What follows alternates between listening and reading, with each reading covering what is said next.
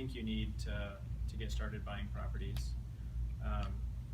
So the nice thing about creative financing is it's one of the tools that an investor should be familiar with. So like for example, you can go to a seller and have them finance your transaction. So, you know, if someone has equity in their property, like say for example, they've been a landlord for, you know, 30 years, 40 years, however long.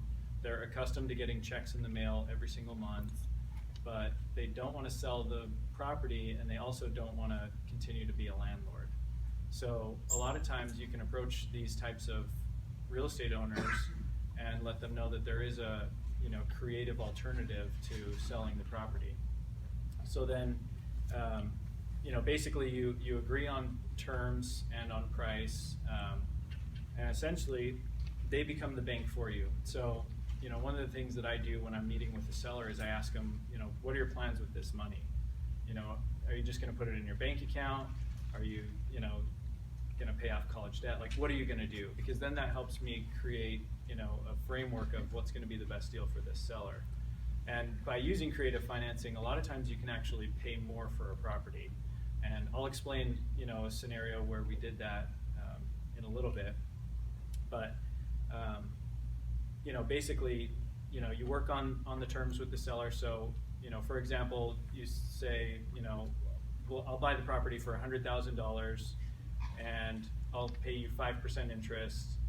And, you know, if they have full equity in the property, they can take a first lien position against the property and, you know, write a mortgage through a, you know, title company and everything so that, you know, they're comfortable and it feels legit. Because a lot of times sellers are like, well, I don't know who you are.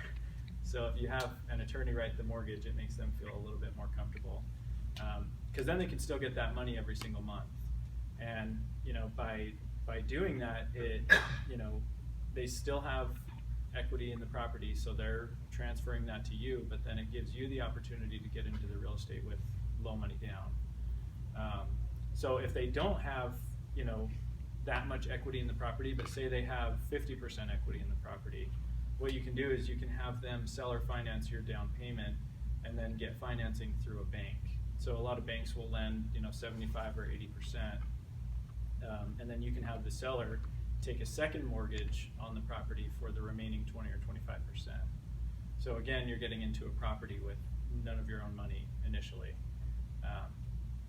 So a lot of sellers will want you to have skin in the game, and I just always explain to them, like, you know, I'm going to be fixing up your property, so that's where my skin in the game is going to come from. I'm going to put money in after we close to make the property nicer, which to a seller, I'm making your property better, you know, so the value is going to go up. So if I default, you're going to get a property that's in better shape than when you sold it to me. So, you know, it's a win-win situation that allows you to get into properties. And we've used this strategy here. I mean, there's a lot of landlords in this area that are tired of being landlords, but they love getting that, you know, money in their mailbox every month. So, you know, it's something that you could go out there and you could start finding deals today for people that want this type of solution. Who collects rent in that scenario? So you would, as the new owner, and then you would make your mortgage payment to either directly the seller, or you can make it to like a third-party transactional company. So like a title company almost. You send them the money, and then they cut the check to the seller. So it really just depends. That's one of the things, you know, if they're not comfortable and they feel weird about it, you can have those third-party companies handle all of the payments. I've even done it with a third-party company collects the rent. Right. All the rent goes to the third-party company pays everything. I get a check once a month, he gets a check once a month. Yep. So it's a great thing, you know.